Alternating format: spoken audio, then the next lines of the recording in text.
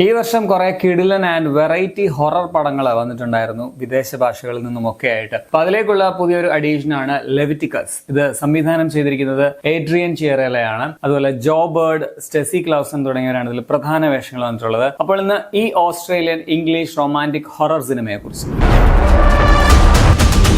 നെയ്യും റയാൻ എന്നീ രണ്ട് ടീനേജ് പയ്യന്മാരുടെ കഥയാണിത്. ഇവർക്ക് പരസ്പരം ഇഷ്ടമാണ്. പക്ഷെ ഓസ്ട്രേലിയയിലെ ഒരു വളരെ ഓർത്തഡോക്സ് ആൻഡ് ഓവർ റിലീജിയസ് ആയിട്ടുള്ള ഒരു സ്ഥലത്താണ് ഇവർ ജീവിക്കുന്നത്. അതിന്റെ പേരിൽ ഇവരുടെ ലൈഫ് തകിടം മറിയുന്നതൊക്കെയാണ് ഈ പടം പറയുന്നത്. ഒരു വെറൈറ്റി ആയിട്ടുള്ള ഒരു ഡീസന്റ് റൊമാന്റിക് ഹൊറർ ത്രില്ലറാണിത്. നമ്മുടെ ഇറ്റ് ഫോളോസ് എന്ന് പറഞ്ഞൊരു സിനിമയില്ലേ, അതിനെയൊക്കെ ചെറുതായിട്ട് ഓർമ്മിപ്പിക്കുന്ന രീതിയിലുള്ള ഒരു ട്രീറ്റ്മെന്റ് ആയിരുന്നു ഇതിന്. അതുപോലെ ടുഗദർ എന്ന് പറഞ്ഞ കഴിഞ്ഞ വർഷം വന്ന പടം, അതിലെ ചില കാര്യങ്ങളൊക്കെ ഓർത്തു. എന്നാൽ അതിൽ നിന്നൊക്കെ ഡിഫറെന്റ് ആണ്. ഒരു queer coming of age style plus horror എന്ന രീതിയിലാണ് പടം ഒരുക്കിയിട്ടുള്ളത്.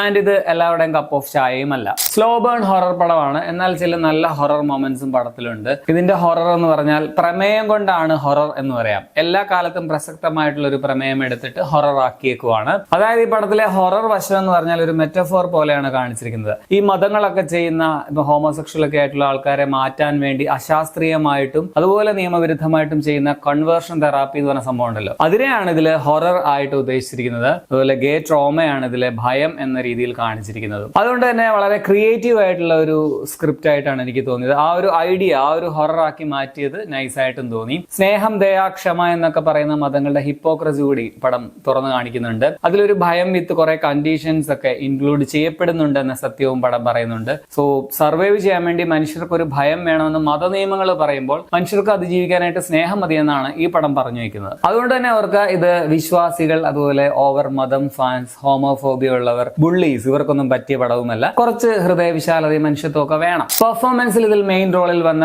ജോ ബേർഡ്, സ്റ്റെസി ക്ലൗസൺ, ഈ രണ്ട് നടന്മാരും നല്ല പെർഫോമൻസ് ആയിരുന്നു. ഇവർക്കാണ് പടത്തില് കഥയിൽ കൂടുതൽ പ്രാധാന്യവും അതുപോലെ സ്ക്രീൻ സ്പേസും ഒക്കെ ഉള്ളത്. ബാക്കി അഭിനയിച്ച എല്ലാവരും കൊള്ളാമായിരുന്നു. വലിയ ബജറ്റ് ഉള്ള ഒരു സിനിമയാണെന്ന് എനിക്ക് തോന്നുന്നില്ല. പക്ഷെ നല്ല പ്രൊഡക്ഷൻ ക്വാളിറ്റി ഉണ്ടായിരുന്നു. ക്യാമറ ആയാലും editing, colour tone, score, sound design ഒക്കെ നല്ലതായിട്ട് തോന്നി. ടെക്നിക്കലി നീറ്റ് ആയിട്ടുള്ള ഒരു സിനിമയാണ്. ഇനി ഇതിന്റെ നെഗറ്റീവ്സ് പറയുകയാണെങ്കിൽ പടത്തിന് ലെങ്ത് കുറവാണ്. അതുകൊണ്ട് തന്നെ ക്യാരക്ടേഴ്സ് അല്ലെങ്കിൽ നായകന്മാരാണെങ്കിലും മോൺസ്റ്റർ ക്യാരക്ടർ ആണെങ്കിലും നന്നായിട്ട് ഡെവലപ്പ് ചെയ്തില്ല എന്ന് എനിക്ക് തോന്നി. കുറച്ചുകൂടെ ഡീറ്റെയിലിംഗ് വേണമായിരുന്നു തോന്നി. അതുകൊണ്ട് തന്നെ ഒരു സ്ട്രോങ് ആയിട്ടുള്ള ഇമോഷണൽ കണക്ഷൻ നമുക്ക് നന്നായിട്ട് അത്രയ്ക്ക് ഫീൽ ചെയ്യുന്നില്ല. ചില കാര്യങ്ങളാണെങ്കിലും കുറച്ച് റിപ്പറ്റേറ്റീവ് ആയിട്ട് എനിക്ക് ഫീൽ ചെയ്യുകയും ചെയ്തു. സോ മൊത്തത്തിൽ വെറൈറ്റി ആയിട്ടുള്ള ഒരു ഹൊറർ ത്രില്ലറാണ്, ഒരു ഡീസന്റ് ത്രില്ലറാണ്. ഇപ്പൊ ഒബ്സഷൻ, പ്രണയം ഭീകരാഭിനിവേശമായി മാറുന്നതിന്റെ ഹൊററാണ് പറഞ്ഞെങ്കിൽ ഇതിൽ ഹോമോഫോബി എങ്ങനെ ഹൊററായി മാറുന്നു എന്നുള്ളതാണ് സിനിമ പറയുന്നത്. എല്ലാ കാലത്തും പ്രസക്തമായിട്ടുള്ള ഒരു പ്രമേയം തന്നെയാണ്. എങ്കിലും കുറച്ചുകൂടി ബെറ്റർ ആക്കാമായിരുന്നു എന്നാണ് പടം കണ്ടപ്പോൾ എനിക്ക് തോന്നിയത്. ഡിബേറ്റബിൾ ആയിട്ടുള്ള ഒരു പ്രമേയം ആയതുകൊണ്ട് തന്നെ എല്ലാവരുടെയും കപ്പ് ഓഫ് ചായയും അല്ല. പടം ഇപ്പോൾ ഡേറ്റിലി അവൈലബിൾ ആണ്. പക്ഷേ ഇന്ത്യയിൽ മെയിൻ പ്ലാറ്റ്ഫോമിലൊന്നും വന്നിട്ടില്ല. സോ നിങ്ങൾ ഇന്റർനെറ്റിന്റെ